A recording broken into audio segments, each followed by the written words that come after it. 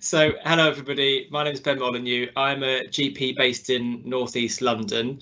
I am 6.5 years post CCT, so I'm not that far away from you guys. Although, when I say it like that, it feels a very long time ago. So, I'm going to be talking to you about a few different bits and pieces that it's important to be aware of if you are coming to the end of training and looking at other opportunities. Some of the pitfalls and some experiences. So, as I said, that's me. I'm here today because I am a sessional GP, essentially, and we're going to cover a few bits and pieces. So, what does it mean to be a sessional GP? That surprisingly means different things to different people. What are the portfolio opportunities there are for GPs who are finishing training? Some of the highlighted bits about being a salaried GP or a locum GP. I'm going to touch on burnout because it's real and it happens.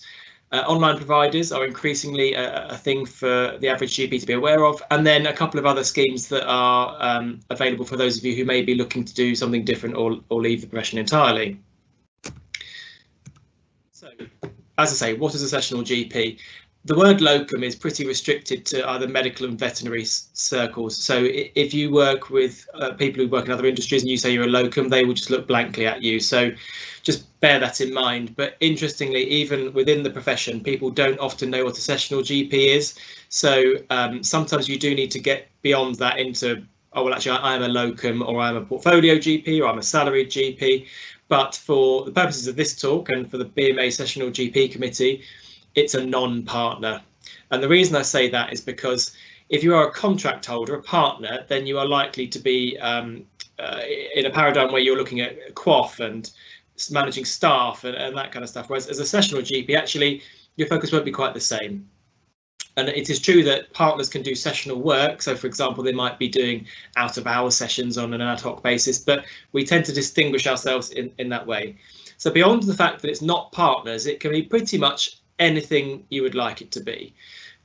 So here's just a few examples of the categories of portfolio roles that people have had, and I'm going to use myself as an example in a moment, but you could do half a dozen different regulatory jobs.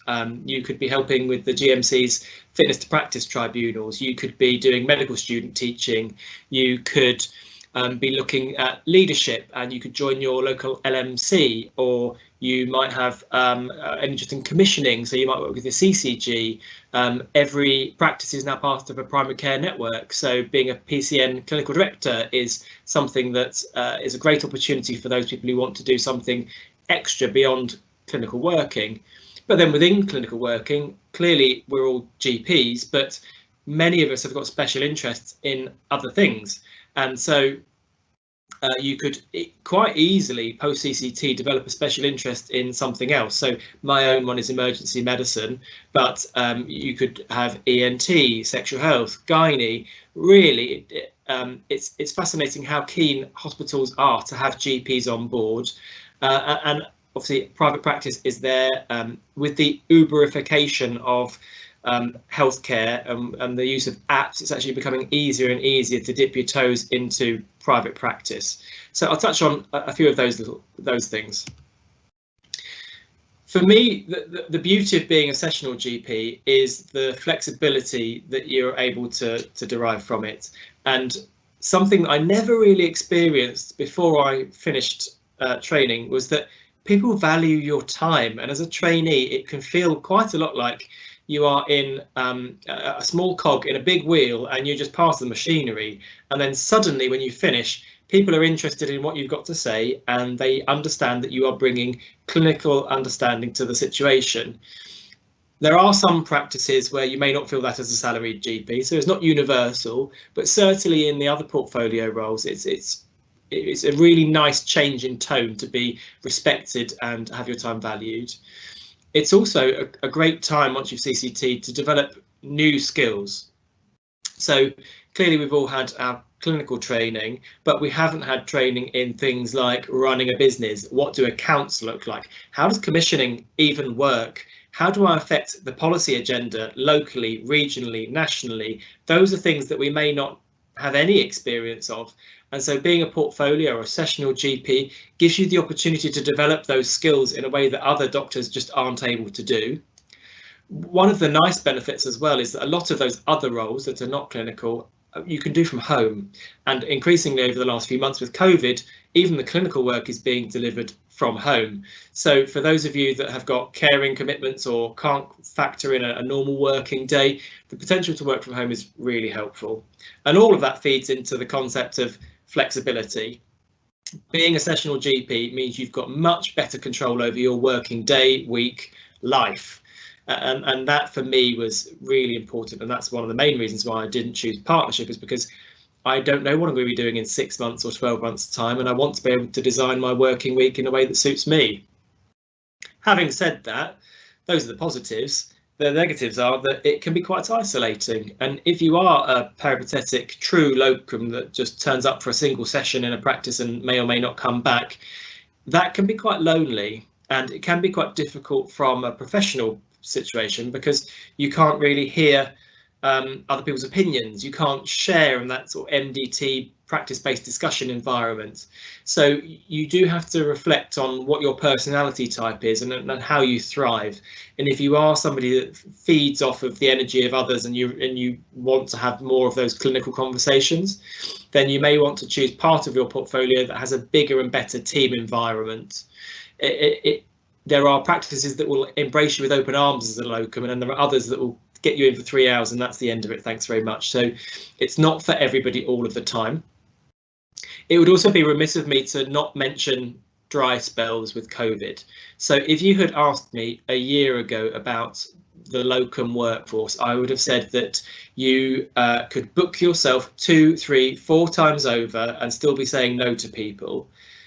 With COVID, we have changed the way that we work so significantly, and there has been so much uncertainty that there are locums who haven't worked since March, and they are a minority, but there are GPs who have been had to recourse to benefits or charitable donations.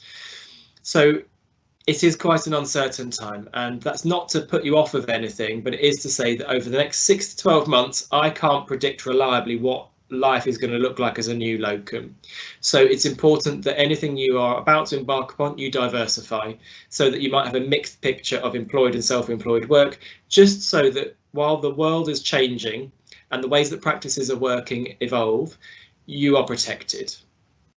The other negative of being a sessional GP is that it's fairly common practice for any new initiative to go to practices and therefore partners, and so it can be a bit frustrating that you aren't on the first list of people to put your hand up, and it gets up, round the partners, and if the partners haven't said yes, then it comes to the sessional GPs, and that is by no means universal, but it is a fairly common phenomenon. So just be aware that it can present some additional challenges, but that's the way of life. There are pros and cons to everything. Nothing is perfect. So some might call me flighty. I've done quite a few things in my 6 years post CCT, and I'm just going to use myself as an example of some of the many things that there are available for you to do once you've finished training. So I clearly am here today because I'm chair of the BMA Sessional GP committee, and I am vice chair of my LMC, and I do that, well, nominally it's meant to be a day or a day and a half a week. In practice it seeps into everything I do, and I'll be emailing, and I was emailing about a newsletter 5 minutes before I started this, and that's the way of some of these roles, so you have to be aware of that. But it's been a fantastic learning opportunity for me to understand how policy is developed and how you can lobby and how you can influence things, and most importantly change things, and that's reflected in my LMC role as well, in terms of what happens on the ground in the practices that you work at. I've got a special interest in emergency medicine, and I've just stopped doing that, but I spent 3 years doing a day a week in my local A&E, which is a fantastic experience. And talking about the potential loneliness of locum work, A&E departments are the complete opposite. You are surrounded by people the entire time, and I really fed off of that, and I really enjoyed the energy that emergency medicine brings, and it was surprisingly easy to get into that. I literally emailed the clinical director of the department saying, I'm a GP, I've got an interest in urgent care, can I do some work with you? And we literally went for a coffee and had a chat, and the following week I was signed up. It was really straightforward. And I'm not going to promise that it's the same for everybody every time, but you would be surprised at how many departments and hospitals will be really keen to have a generalist experience within their team. I also fell into a non-executive role, so I ended up being chair of my out-of-hours organisation, almost genuinely by accident. I didn't realise I was applying for that. I was just helping out, and then 5 years later, when we dissolved the organisation, I'd been there for the whole period. Again, really rewarding. I didn't know anything about profits and losses and balance sheets and forecasting and how to bid for a contract, and that was a huge learning experience for me, but really rewarding. And again, there are loads of third sector organisations that are looking for trustees or non-executive directors or medical directors, so that there are loads of these things, so just be alert to them if you're interested, because they will continuously cross your path if you keep your eyes open. I did a bit of CQC specialist advising. Again, I was part of a inspection, and it wasn't very nice, and people are often very critical of the CQC, and I thought, well, I'm an average GP, perhaps I can be a normal person. And it was really interesting to go to lots of different practices. Again, I've stopped doing it because there's only so many things you can do at once. But for the couple of years I was advising, it was fascinating to go to the excellent and the terrible practices as a locum at the time and understand what makes them good and what makes them bad. But most importantly, to be a normal, reasonable professional who's giving your input into them. So it can be a really helpful learning experience for them. I dipped my toes very slightly into private practice.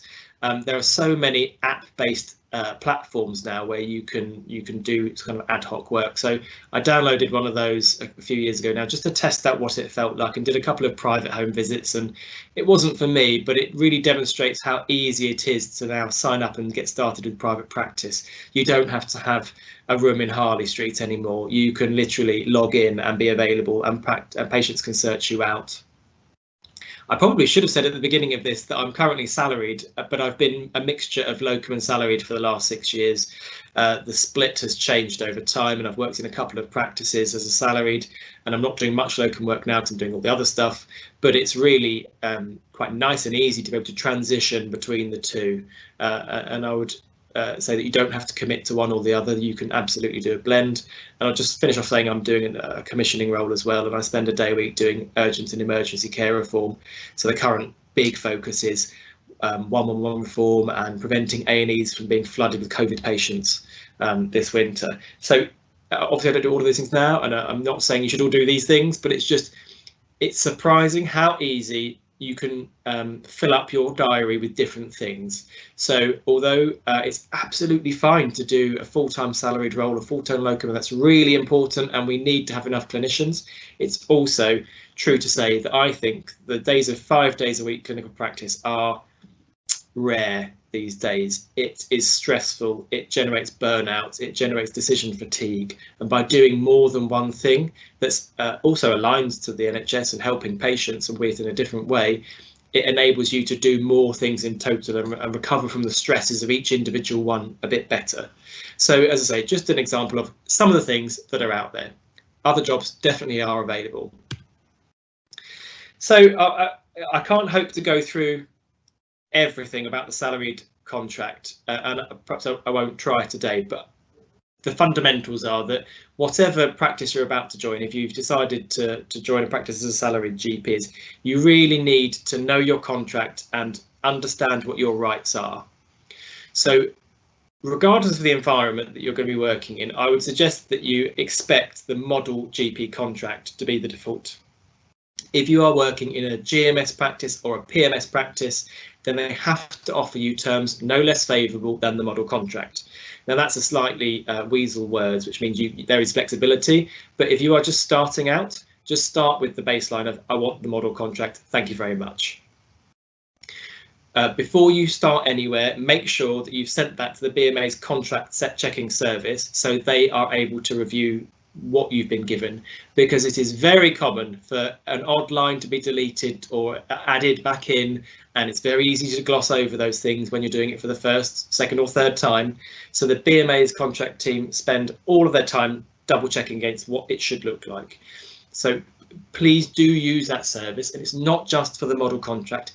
any contract, if you're a BMA member and you get a job doing anything, they will check that contract for you and they will pull out the important bits and any areas of concern. So that's your baseline. The second thing to say is that you must have a job plan. And this is where most of the queries that we get as a committee arise from. So let's say you start in a practice and you're doing 4 sessions a week and there's no duty doctor element to it and there's no extended access, and then 6 months later a couple of people have joined, a couple of people have left, and the practice manager just casually mentions, oh, by the way, I've booked you in for Saturday mornings for the next few weeks, I hope that's all right. And it's not all right, because actually you've got commitments on Saturday mornings and that wasn't what you signed up for. So you phone up the BMA and they say, okay, what does it say in your job plan? And then you think, what is a job plan? I'm not sure. At that point things get tricky, because the job plan sets out in advance exactly what the expectations are. So yes, you've got a contract, but it doesn't set out what your day looks like, and that's what a job plan does. So before you join any practice, you've really got to check the contract and sit down with the job plan. And then once you've got the job plan, the world changes. So at 6 months or 3 months or a year, it's really useful to sit down with your employer again and say, okay, this is what my day actually looks like. That's what my job plan should look like. Is there a discrepancy? And if there is a discrepancy, what do I do about that? Do we need to change your job plan? Do we need to alter the way you work, or do we need to offer more support? That's an interesting topic right now because of the big move to remote working that most of us are doing. The job can look very different than it did a year ago now. And so we are encouraging people to go back to their job plans and say, well, is this fair? Is this right? Should I be making any changes? And very topically, this morning, Matt Hancock finally published the People's Plan, and inbuilt within that is a default that all contracts should have flexible working built in. So I think moving forward, that's going to be a significant part of the agenda, because we recognise that 8:30 to 6:30, 5 days a week is not how people are choosing to work, and it's not the most supportive environment either. So if you are thinking about joining a practice, now is the time to start saying, well, actually, can I do something different? Actually, can I work the middle hours of the day for my sessions? Or actually, I would really rather do some of my admin on a weekend because I've got childcare difficulties in the week. I'd rather do commuter sessions when I start earlier because that suits me to do the kids drop off, etc, etc, etc. So absolutely do ask about flexible working, get a job plan and have the model contract in place. Once you've got the contract in place, there's a whole handbook, the BMA salaried handbook, that will go through all of your rights and expectations. And I'm going to show you a quick FAQ in a second, but it will go through all of the queries that you will inevitably have. So I'm thinking about going maternity leave, what can I do? How many hours CPD do I get if I'm working 6 sessions? How does that change if I do 4 sessions? What's my study leave entitlement? It's all in the handbook, so just refer to it. But I'll show you, in fact I won't do that now because my IT is not going to work well, but at the end I'll show you, and this is going to be going on the website in the next 24 hours, I think, that has the most common queries within it. So that's a very quick overview of salaried.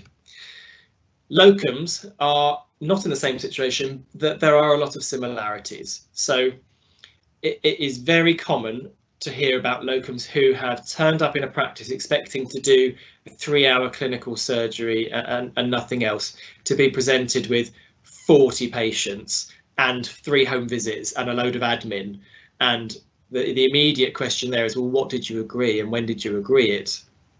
So there is an off-the-shelf set of terms and conditions that you can use as a locum, and you can just present it to the practice. They're standardised, but there's a back page that sets out exactly what you will and won't be doing on a certain day. So if you know that you can only ever do a 2.5-hour clinical session with half an hour of admin, then you can say that in advance and there's no surprises on the day. Or if you are happy to do the on-call or not, or be more flexible, that's fine too. But you just need to set out in advance what that looks like, because again, it's very difficult for me as somebody from the BMA or from regional services to help you with a dispute if there's been nothing written down. So it's absolutely important to set out what that looks like every time you book with a new practice. I'm not going to go into IR35 now because it's a whole complicated thing, but I'm just going to mention its existence to you, because if you're working as a locum and you have chosen not to be a sole trader but you want to work as a limited company for tax reasons, then this thing called IR35 applies to you, and it will change the amount of tax that you pay. So before, if you are deciding to do locum work, then I think it's important that you check IR35 and just understand what it means for you. I'm a sole trader when I do my locum work, and it doesn't affect me, so it doesn't matter, but it does affect other people. So I mention it now just so you are aware of it, because it's you don't want it to come as a surprise, because it will change your tax bill at the end of the year. Pensions, again, could be an entire talk on their own. They are complicated. They continue to get more complicated as time goes on, because there is a big legal challenge for lots of the public sector pensions. So watch this space for some of it, but for today, for you as a locum, just be aware that you've got the choice to pension your work each month if you want to, if you're part of the NHS pension scheme, and you have to fill in pension A and B forms each month, and they get sent off, and hopefully that all gets reconciled, and when you get to retire you get the right amount of money. Don't get me started on the NHS pension scheme administration, but just for now be aware that you can choose to pension it or not. If you are a locum, there is something called annualisation, which we're disputing, which slightly affects the contribution rates. But again, that's probably more detail than we need to go into today. But just to reference that, you can choose to pension it on any given month if you want to. Generally speaking, the NHS pension is a good thing, but it may not suit everybody, and you might want to seek some advice about it. Specifically, COVID, we all have to have risk assessments at the moment. And as a locum, it's really no issue if you are considered low risk and you're happy to do any kind of clinical work. But if you're not low risk, or if you're not happy to do routine face-to-face work, then it's important to consider that in advance so that you can have an upfront conversation with the practice, because there are good and bad practices out there, and some of them will dump all of their high risk work on you if you turn up. Others will not. Others will treat you just like everybody else. So just be aware that in particular with COVID and your own appetite to risk and your own risk profile, it's important to have those conversations before rather than during or after a session of the practice. There are loads of national initiatives out there. Some have been published and some have not. I'm going to mention the big three that we've been discussing with NHS England over the last few months, because they're likely to affect you guys. So if you are applying for a practice role at the moment, I don't know what your local setup is, but there are loads of fellowship schemes nationally. They've got different names, they do slightly different things, but there is a national fellowship scheme, and that entitles you to extra paid CPD, special interest time, etc., etc. The government have been holding off on publishing that for ages, but the likelihood is your locality is already integrating that guidance. So it's generally felt to be a positive thing if you're new in practice and you're going to be joining somewhere anyway, to sign up for the fellowship scheme. There's also, for those who are doing locum work and not joining as a salaried GP, a locum support scheme. I literally had our first meeting on this last week, but hopefully it's going to be launched in the next 6 or 8 weeks. Don't hold me to that, but that will entitle you to a paid session of CPD per month in exchange for doing a certain number of sessions within a locality. And then the third one, if you are looking, and I've deliberately not mentioned partnership much today because that's not my focus, but if you are looking to join a partnership, there's a golden hello of £20,000 for those people who want to join a partnership and are prepared to stay there for 5 years. So all of these things are either published or about to be published. The aim is from NHS England's point of view to support as many locums or sessional GPs as possible to stay in the NHS and deliver more clinical work, because as you probably heard, Matt Hancock is obsessed with 6,000 new GPs, and this all counts towards it. So that's why they keep proliferating. It's really important to reference the fact that our job is stressful, and we sort of all know that, but we also don't think that it applies to us. It applies to everybody around us. And with the move to remote working, I think actually that the lines between work and life have become increasingly blurred, and it can be quite tempting, if you're that way inclined, to log into EMIS or System 1 on your day off or a weekend just to clear a few tasks, or I'm just going to check that patient's results. And that can be quite a slippery slope, because as you well know, we've only got a finite capacity to deal with and recover from stress.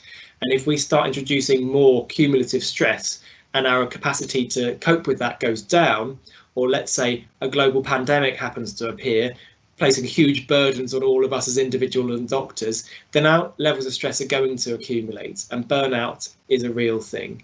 So obviously I'm hoping that you guys are all bright and enthusiastic and about to CCT and embark upon a really fantastic career, but I just referenced the fact that life is tough sometimes, and it's really important that we all look out for one another. And if we start to recognise that somebody's being a bit short, a bit snappy, their tone with patients has changed, their engagement with the practice is a bit different, just ask, is everything okay? Because we are notoriously poor at demonstrating insight into our own levels of burnout.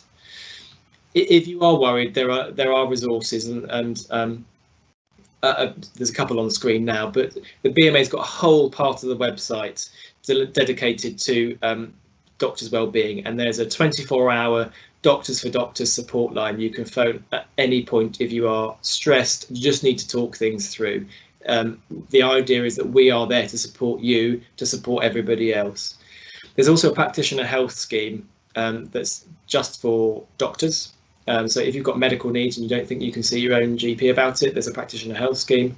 There are also several charities that can help. So if you've got into financial difficulties or you're unable to work, then there are charities, specifically the Cameron Fund is just for GPs, to support you. So just to be aware, I don't want to be pessimistic, but there are support mechanisms out there to help you if you're finding it tough. So don't ever think that you are alone. That's enough of the slightly morose part of things. I did want to touch on remote online providers in brief. And again, it's amazing how much the world has changed, because a year ago, if I was talking online providers, you'd really be saying Babylon, Push Doctor, maybe a few others. But really, it was a private sector domain, and the NHS didn't really do that, and it's far too difficult. So I think that I'm probably going to change this talk to say something different, because remote working actually involves the NHS very much these days. But just to go back to the private end of things, the same fundamentals apply wherever you choose to work. So if you are interested in doing some private sector remote working with someone like Babylon, you still should ask the same questions about what does my contract look like? Ask the BMA to check it, see what looks good and bad in there. What does my job plan look like? Specifically, coming after the MDU colleagues, indemnity from the Crown, so CNSGP, Clinical Negligence Scheme for General Practice, doesn't cover private work. So if you're stepping outside of what an NHS provider is offering, you definitely have to have additional indemnity cover for that. And some private providers will offer that for you as part of your terms, others will not. So be very clear about what is and isn't covered. And if they are providing the indemnity for you, check that you are happy with the type of cover that they offer, because they are not all the same, and some of them are, in my opinion, not good enough, and you may choose to get your own in addition. And I can't be more specific than that because every company does their own thing, but just scrutinise it. You may or may not have heard that as part of the COVID response, they recruited 1,700 GPs to a national COVID clinical advice service for 111 because there were so many calls coming through across the country. And that's likely to continue as a sort of national clinical advice service. So it's likely that some of you will end up doing work for 111 or a similar provider in the near future. So again, just as I say, same principles apply. What does the contract look like? Am I happy with my terms and conditions? Is the BMA happy with this contract? What's my indemnity situation like? Always ask those questions. Always ask what your job plan is going to be like, and get that job plan reviewed, because different people and different jobs have different amounts of risks in it. If you are seeing patients privately on a screen with no background, then that's more risky than seeing somebody in a walk-in centre when you've got the whole record, or versus in your practice with the entire medical record behind you. So just bear in mind that there's a sliding scale of risk, and you need to be happy about where you are on it. I've nearly finished. I'm going to mention a couple more things, because some of you will be itching to just disappear into the sunset and not come back. And I was definitely one of you a few years ago, and I went to Australia and I thought about it, and then didn't quite work out in the end. But I really, a different version of me would be standing on that beach right now rather than talking to you. And that is okay. I just wanted to reference the fact that you can go and come back. So the international retention program is a scheme where you can leave for up to 2 years and you can come back, and you can just sign up as long as within 2 years you can just turn up in a practice on 1 year and 364 days and nothing has changed. So don't worry too much about leaving for shorter periods. If you've gone for more than 2 years, there is something called the induction and refresher scheme, and that enables you to leave for longer periods and then return through a streamlined route. And for those of you that don't want to disappear off into the sunset, but you just don't know if you want to be a GP right now, you don't know what the future brings for you, or perhaps you've got too many other things on your plate and private and general practice is increasingly falling down the list, then there is something called the retainer scheme, and that is about keeping GPs in practice. So you can do up to 4 sessions a week in a more supportive environment where there's extra funding for education. Potentially you're doing slightly less clinical work by agreement, and its sole aim is to stop you leaving the profession. So if you're one of those people who's just thinking, I don't know what to do, I think I'm just going to disappear, but you're not certain, ask about the retainer scheme. Every CCG in the country is offering it. It's available for you. I'm going to stop